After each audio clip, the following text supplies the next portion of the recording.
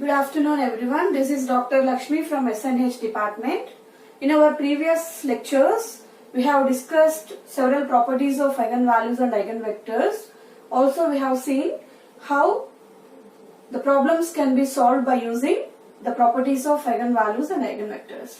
Now in this class, we are going to have another such one more important property which states that if lambda is an eigenvalue of a square matrix A, right? So corresponding to this, the result of the problem where lambda inverse to be an eigenvalue of A inverse, for A inverse to exist, we already know that the matrices should be a non-singular. So it is better we suppose that the given square matrix is a non-singular. That is the assumption to prove the required result. So what is the statement given? If lambda is an eigenvalue of a square matrix A, right? Then K lambda is an eigenvalue of Ka, lambda power n an eigenvalue of A power n, lambda inverse an eigenvalue of A inverse, det of A by lambda is an eigenvalue of adjoint of A. Also, lambda plus or minus Ki is an eigenvalue of A plus or minus Ki. So, in order to prove this property, because the property is very important in your examination purpose, to have this proof of the property, as it is given that lambda is an eigenvalue, there must be an eigenvector x corresponding to the eigenvalue lambda. And we know that the eigenvalue, the eigenvector x of the matrix A always will satisfy a relation. That relation is given by A into x is equal to lambda x. This has been the relation satisfied when lambda is an eigenvalue and x is an eigenvector of the matrix A. Right? So after having this expression as lambda eigenvalue and x the corresponding eigenvector, in order to now prove that K lambda is an eigenvalue, let us introduce in this equation the value of the constant K. Let us multiply further both sides of the equation by K, provided it is non-zero.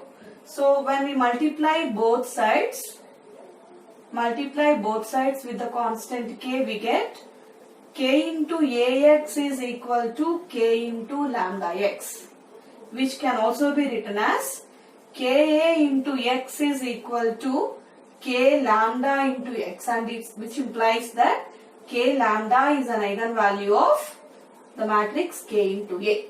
So whenever lambda is an eigenvalue of A, it is always true that for K into A, K lambda is an eigenvalue, right?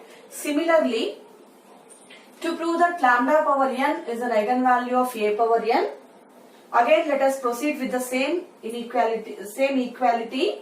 We consider Ax equal to lambda x, the well-known expression relating the eigenvalue and eigenvector with the matrix A.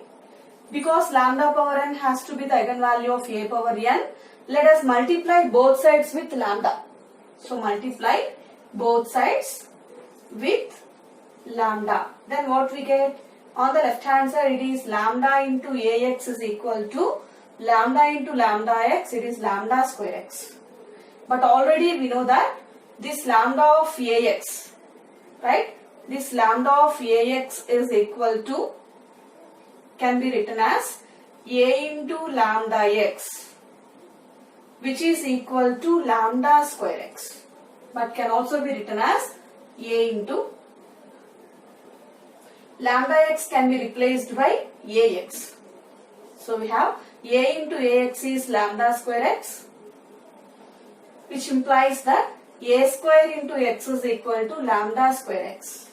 Therefore we say that lambda square is an eigenvalue of the matrix A square. Similarly, after generalizing this, we can prove that lambda cube an eigenvalue of A cube. Similarly, lambda power n can also be proved to be an eigenvalue of A power n. Right? So am I clear? Whenever lambda is an eigenvalue of A, it is true that K lambda eigenvalue of Ka.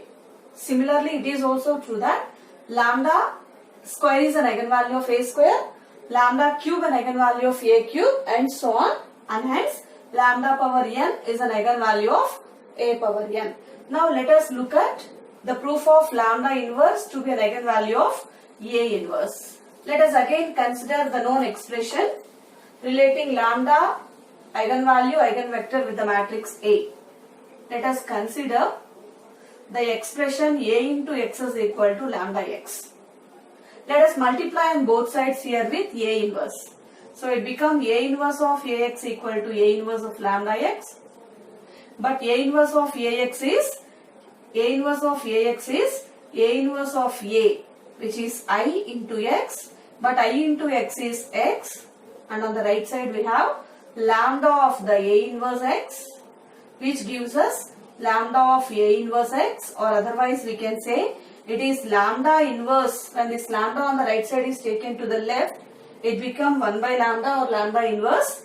So left hand side is lambda inverse of x is equal to A inverse of x, which implies that lambda inverse is an eigenvalue of A inverse. And as a continuation to that, we can say because lambda inverse is an eigenvalue of A inverse and A inverse is adjoint of A by lambda, taking this joint of A by det of A, taking this det of A to the left hand side, we have det of A into lambda inverse, means by lambda is an eigenvalue of adjoint of A. The next result also has been proved. So whenever lambda inverse is an eigenvalue of A inverse, it is already true that, always will be true that det A by lambda will be an eigenvalue of adjoint of A. Is it clear? Now let us see the proof of the other one. Similarly, we consider in this case also Ax is lambda x, the well-known expression relating eigenvalue lambda, eigenvector x with the matrix A. Now, in order to prove that lambda plus or minus ki is an eigenvalue of A plus or minus ki, let us add on both sides with plus or minus ki. Let us see what happens. On the left hand side we have A into x plus or minus ki is equal to lambda x plus or minus ki. So we need to multiply with kx. So on the left hand side we have A plus or minus kx. Right side we have lambda x plus or minus kx. Okay. Now the right hand side is lambda plus or minus k. This x can be written as I into x. Right. Therefore we have lambda plus or minus ki of x. And on the left hand side we have A plus or minus k. Because this x is I into x, we have k into I of x, which implies that lambda plus or minus ki is always an eigenvalue of A plus or minus ki. Let us give an example, the application of all these results. Suppose we have 1, 2, the two eigenvalues of a matrix A. Then the eigenvalues of 2 into A will be, it is 2 into 1, 2 into 2. The application of the first result.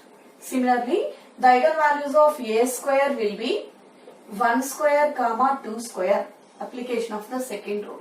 Similarly, the eigenvalues of A inverse are 1 inverse, 2 inverse, 1 by 1 means 1, 1 by 2. The third result application. Similarly, for adjoint of A, the eigenvalues are det A by lambda, that is det A by 1, det A by 2. But det is already known to be the product of eigenvalues, and here the product of eigenvalue is 1 into 2. So the eigenvalues are 2 by 1, 2 by 2, giving us 2, 1. Right? And as an example of this last one, we can say that the eigenvalue of A plus or minus 2i are 1 plus or minus 2i, 1 plus or minus 2, 1, this is lambda plus or minus k. So we have 1 plus or minus 2, one eigenvalue, 2 plus or minus 2, the other eigenvalue, giving us 1 plus 2, 1 minus 2, it is 3, minus 1, 2 plus 2, 4, 2 minus 2, 0. These 4 will be the eigenvalues of the given matrix whenever 1, 2 are eigenvalues of A. Right? Am I clear with this example, with this application and the example mentioned here? Now let me explain you a problem based on this property. The question is to find out, the problem is given like this. If 2, 3, 5 are the eigenvalues, if 2, 3, 5 are the eigenvalues of a matrix A, then find the eigenvalues and eigenvectors of A inverse and adjoint of A. The matrix A is not given, but it is given that 2, 3, 5 are the eigenvalues of A. So without knowing any element of the matrix A, just knowing the eigenvalues of A by the property usage, it is possible to find out the eigenvalues and eigenvectors of A inverse and adjoint of A both. So we do apply now the properties. Because 2, 3, 5 are the eigenvalues of A, as we know by our property, for A inverse the eigenvalues are 2 inverse, 3 inverse and 1 by 5. Similarly, for adjoint of A, the eigenvalues are det A by lambda, that is det A by 2, det A by 3, det A by 5. But det A is the product of eigenvalues, it is 2 into 3 into 5. So accordingly we have 2 into 3 into 5 by 2, comma 2 into 3 into 5 by 3, comma 2 into 3 into 5 by 5. Cancelling 5, 3 and 2. We have the corresponding eigenvalues. 3 into 5, 15. 2 into 5, 10. 2 into 3, 6. Whenever 2, 3, 5 are the eigenvalues of A, for adjoint of A, the eigenvalues are 15, 10, 6. So we have determined the eigenvalues of A inverse and adjoint of A. To speak about the eigenvectors, what do we do with the eigenvectors? By our property, the eigenvalues will change, but the eigenvectors do not change. Whenever lambda is an eigenvalue of A, it is true that lambda inverse is eigenvalue of A inverse. But the eigenvector do not change, which means that whatever is the eigenvector for lambda, the same will be the eigenvector for lambda inverse corresponding to A inverse also. So for the two cases, A inverse and adjoint of A, the eigenvector remain the same as of the matrix A. Now let us prove three more properties of the eigenvalues and eigenvectors. The property shown here is to prove that A and A transpose have the same eigenvalues. Let us have the proof for the solution for the property 5. Let us have the proof for the solution. To prove that A and A transpose have the same eigenvalues, we are going to prove that A and A transpose have the same characteristic equation or the same characteristic polynomial. As we know that the characteristic polynomial of A is det of A minus lambda I. The characteristic polynomial of A transpose, det of A transpose minus lambda I. When the two polynomials are equal, no doubt they possess the same characteristic equation. When they possess the same characteristic equation, we guarantee that they possess the same set of eigenvalues. So for proving that the two matrices have the same set of eigenvalues, let us begin our proof with considering the characteristic polynomial of A transpose. Let us consider det of A transpose minus lambda I. This can be written equal to det of A transpose minus lambda is a scalar, I is a identity matrix. We know that I transpose is itself. Even lambda cannot be transposed or its transpose again equal to the same. So we write lambda I the whole transpose. It is possible. And this further equals to, it is A transpose minus lambda I the whole transpose means A minus lambda I transpose. But we know that the det of the matrix is equal to the det of its transpose always. So that this det can be written as det of A minus lambda I, which is nothing but the characteristic polynomial of A. We have started with the characteristic polynomial of A transpose and arrived at characteristic polynomial of A. By our procedure here, as we shown, the characteristic polynomial of A transpose is equal to A. They possess the same equation, characteristic equation also. So automatically they do possess the same set of eigenvalues. Clear? Now let us see the next property. Similar matrices have same eigenvalues. So first we need to know what are called similar matrices. Suppose we are given a square matrix A and we are able to calculate a non-similar matrix P such that P inverse AP is a diagonal matrix. For a given matrix A, if there exists a non-similar matrix P such that P inverse into A into P gives us a diagonal matrix, then we can say that the matrix A and the matrix D are similar matrices. And our property is here to prove that the similar matrices A and D, that is the matrix A and D, which is P inverse AP, possess the same eigenvalues. So to prove that the similar matrices have same eigenvalues, we have to prove that the matrix A and the matrix P inverse AP have the same eigenvalues. Just similar to the previous property, to prove that A and P inverse AP have the same eigenvalues, we are going to prove that they possess the same characteristic polynomial. Let us consider the characteristic polynomial of P inverse AP, which is that of P inverse AP minus lambda I.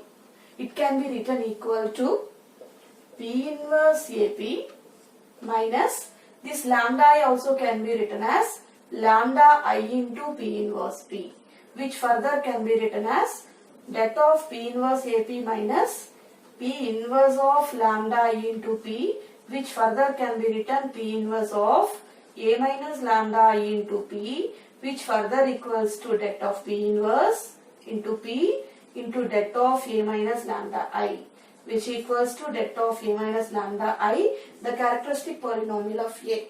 Since the characteristic polynomial of A coincide with the characteristic polynomial of P inverse AP, we conclude that A and its similar matrix P inverse AP they possess the same eigenvalues. The logic we applied here is equivalent to same as the proof of the previous property. Right? Now let us move on to the last property. It is to be proved that the matrix AB and BA have the same eigenvalues. Right? Provided AB are non-singular. AB are non-singular. Right? So in order to prove that AB and BA have the same eigenvalues, let us consider the product AB. This product can be written as I into AB. And here this I can be written as B inverse into B, already into AB is existing. I have replaced this I with B inverse B because B is given to be the non-singular matrix. Even A is also non-singular. When we want to use A to be the non-singular, we should consider this left hand side as BA. As we have considered AB product, this I has to be replaced by B inverse B. Right? Now this B inverse B can be written as B inverse of B, and A of the AB product can be written here from the associative property. And our result is now AB is equal to B inverse of BA into B, which implies that AB and BA are similar. And already in the previous result we proved that whenever the two matrices are similar, they possess the same eigenvalues. And hence we conclude here that because AB, BA are similar, we can now say that AB and BA have same eigenvalues. Right? Thank you.